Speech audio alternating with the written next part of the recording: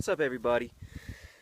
Here to talk about how to adapt to a ketogenic diet, how to keto adapt, how to get ripped, how to lose body fat, or if you want to, you can build muscle on a well-formulated, keyword well-formulated, ketogenic diet. I'm here chilling out in the sun, getting a little vitamin D in my body, as almost always in my videos.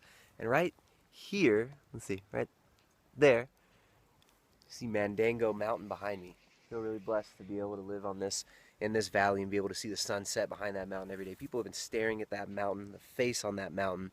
They call it the sleeping Inca. Since long before the Inca were here. People have been staring at that mountain for thousands and thousands of years.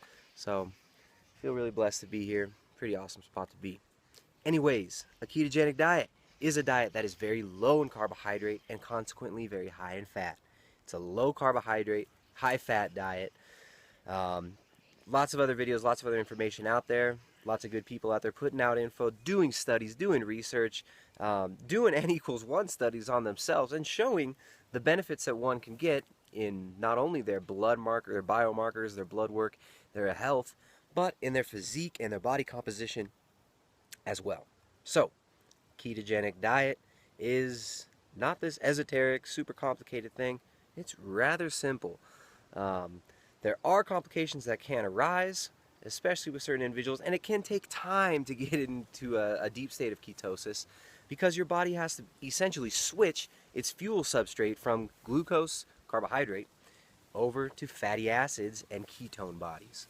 So, to get into ketosis, the first step is cutting carbohydrates. It's a very low carbohydrate diet, so you're going to cut your carbohydrates super low. Most individuals will be able to get away with around 30 grams of carbohydrates. Some more athletic, more active people who do a lot of, extreme workouts will be able to eat more carbohydrates. But in the beginning, I recommend almost everybody stick to around 30 grams of net carbs. That's net carbs. That's the carbs minus the fiber. You're allowed to do that when you take it from whole foods. Your carbs are not going to be coming from a couple bites of rice, half of a Pop-Tart. Not going to be doing an IIFYM, if it fits your microwave, if it fits your mouth type keto diet. The way I teach it, we use whole foods. Your carbs are going to be coming from leafy greens. Every calorie you intake in your diet should have a purpose. We're not about empty calories and just filling up the belly. It's about having purpose to your calories. Increasing your fiber intake through increasing your leafy greens will help satiety. It will help your digestion. It will help feed beneficial gut bacteria. One of the reasons why I always recommend using probiotics. We make our own probiotics here by just making sauerkraut. Very easy, traditional way of getting in probiotics. But keep your carbohydrates low. Get them from good whole foods, green leafy vegetables.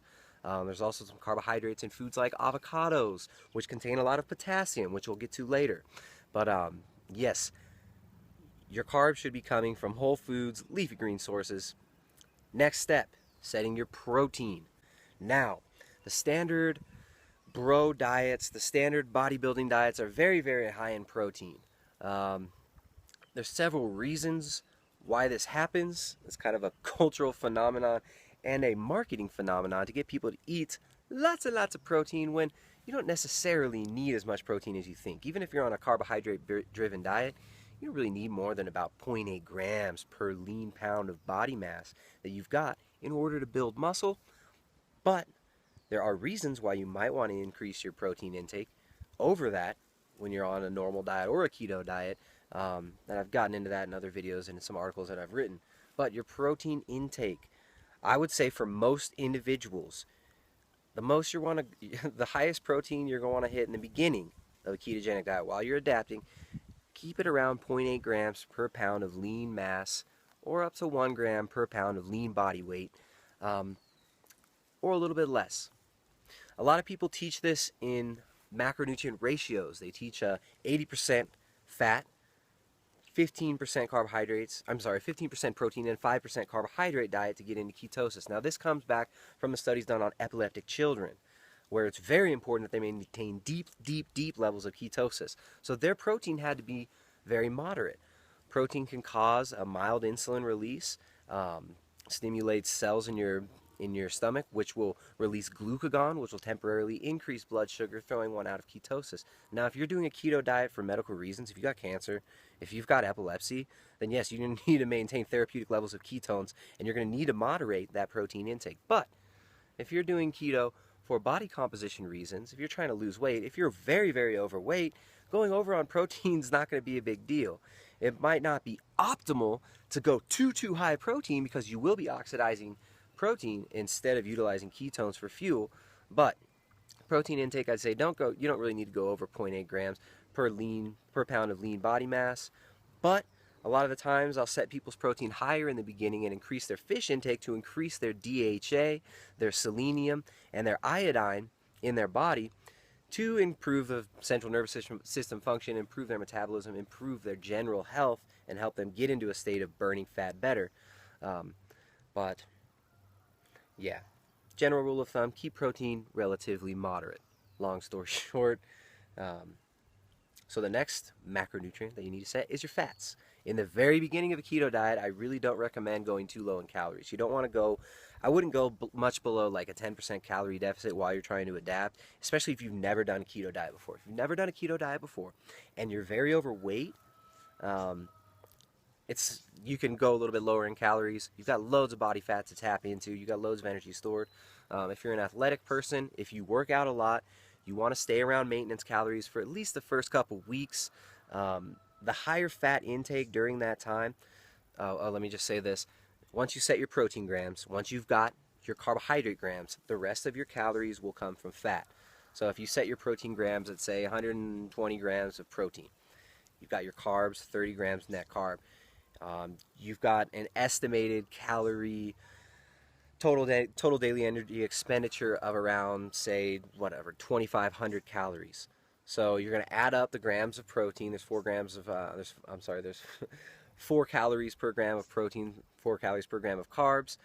Once you've hit those macros, the rest of your daily intake is going to come from fats. So after you've set your macronutrients, after you've estimated the amount of calories that you need to hit your goals, you're on your way.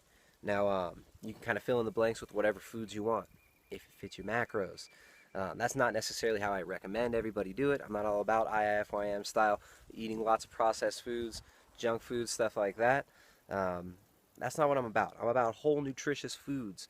I'm about supporting foods and food production that is conducive to a future that can support human and animal and plant life.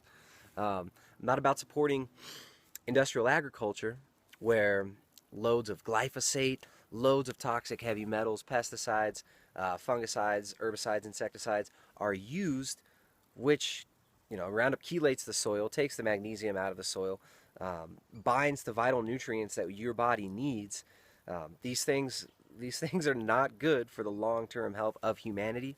So I use my dollars to vote for the future that I want to see. I like promoting companies that are run by people who have ethics that I resonate with. That's what I'm all about. My day job, I'm involved in importing and exporting high-end organic foods. So you could say there's a conflict of interest, but I got into that in the first place because that's the future I want to build. I'm all about building the future, manifesting the world that you want to see through your actions, through positive actions, through intention. So that's what I'm all about. I'm all about supporting local, sustainable, organic agriculture. I'm all about supporting farmers markets. I'm all about supporting local agriculture, local businesses. That's just me. That's just where my sentiment lies. If you want to do otherwise, if you're really into supporting Monsanto, if you think it's great, what they're doing is just lovely for the world, for the planet, for your gut microbiome, then that's fine. Support that. But yeah, that's what I'm all about. So, a ketogenic diet, very low carbohydrate, pretty high in fat, and after you've gone through the period of adaptation, which can take a couple weeks, up to a few months for some people. I actually haven't talked about that yet in this video, but adapting can be a little bit difficult for some people. Your performance might suffer for a few weeks, sometimes just for a few days. But if you expect to feel like crap, you'll probably feel like crap. So expect to feel good, first of all. Don't expect yourself to feel shitty. Expect to feel good. some things you might want to have on hand, some things that you want to make sure that you've got before you start a keto diet are sources of electrolytes and a good source of salt. When you get into a ketogenic diet, your body dumps a lot of water weight. You swoosh out a bunch of water. With that goes your electrolytes, magnesium and potassium. So good potassium sources that come from food. The king of it would probably be the avocado. Avocado's got quite a bit of potassium. If you eat about 2 or 3 whole avocados a day, get some good potassium in there. Also a really good source of monounsaturated fats. But having a potassium supplement, having a magnesium supplement on hand is really beneficial in the beginning as you dump water weight. The keto flu that people talk about is due to the metabolism of your body completely changing. You have to generate new mitochondria to burn the fat. You have to train, your body has to be trained from the cellular level all the way up to burn this new fuel substrate. But having electrolytes on hand, magnesium and potassium and sodium, is very important. I don't like using refined salt, just plain table salt. I don't like promoting that. I'm all about sea salt, or some people use Himalayan rock salt. There's actually nothing special about the Himalayan pink salt. It's just pink. You can find pink salt in Bolivia. You can find pink salt in Peru. You can find pink salt in Ecuador from these mines of ancient sea salt. They're very high quality salts, but a normal sea salt will do. If you can get like a Celtic sea salt, that's great. Got lots of minerals in it. You're going to do fine with that. So, salt.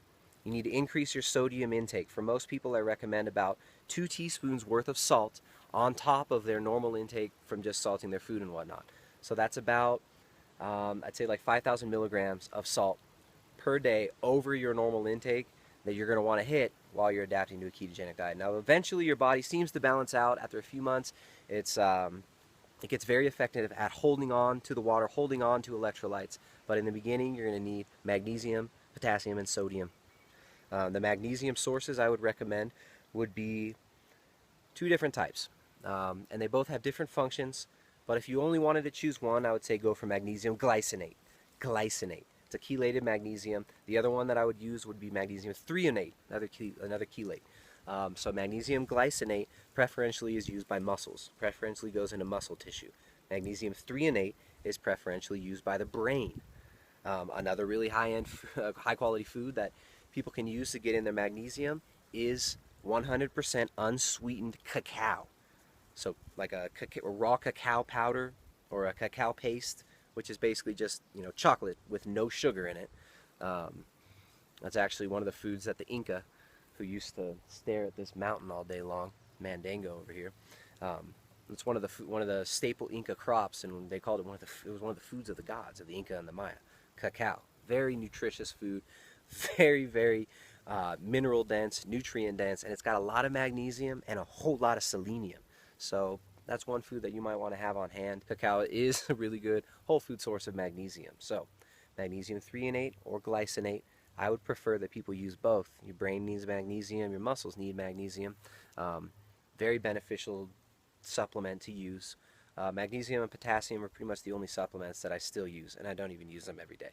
So after you've been on a keto diet for a while, I've been doing a keto diet for at least like 15 months, I don't know, maybe a year and a quarter now, in a deep ketogenic state with some excursions outside of my normal diet. But ketogenic diet can be adhered to long term, or I wouldn't be doing it. It can be enjoyed long term, or I wouldn't be doing it, wouldn't be talking about it.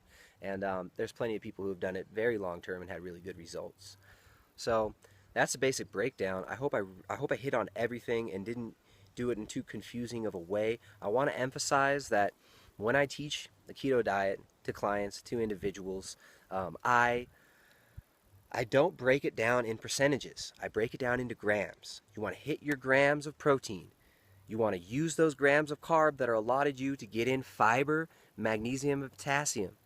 Leafy greens, get your veggies in, feed your beneficial gut bacteria. Use foods like sauerkraut, foods like broccoli, spinach. These are the foods that you want to utilize for your carbohydrates. Your fats, that's all right, I didn't get into sources of fats. Fats, I would say the best fats to use would be things like grass-fed pastured butter. Coconut oil is another good one. Macadamia nut oil. There's so many good high-end fats, but don't go for vegetable oils. You want to avoid omega-6 polyunsaturated fatty acids, which can be inflammatory. Doesn't mean that they're evil always, but you don't want to be consuming refined vegetable oils, trans fats, stuff of that sort. So go for whole foods sources of fat. In the beginning, saturated fats can be very, very helpful, very useful. So a lot of your diet probably will be coming from animal products, saturated fats, or stuff like coconut oil. But there's a variety of fats that you can use. There's so much that you can do to spice up your diet, using different spices, using different ways of preparing meals. A keto style diet is very easy to adhere to for a lot of people. Some people, it's not the best way to go. For some people, high carbohydrate diet is the way to go. When I'm working with clients, I don't always utilize a ketogenic diet. It's not across the board the best diet. The best diet is the diet that you can adhere to long term, that you enjoy without rebounding, without having cravings all the time. So whatever diet you want to utilize, whatever diet works for you, that's great. So I hope this video was helpful. If you guys got any questions, you can hit me up, primaledgehealth.com. If you want private coaching, one-on-one Skype consultations, hit me up on primaledgehealth.com/coaching. Find me on Facebook at the Primal Edge Health Show. Got lots of good content coming up for everybody. I've been steadily throwing on a little bit more muscle. I've jumped my calories up again because I got pretty lean there for a while. Might have added some fat back on. Not sure. Still pretty lean. Still putting on muscle. Getting those shoulders bigger. Getting the chest bigger.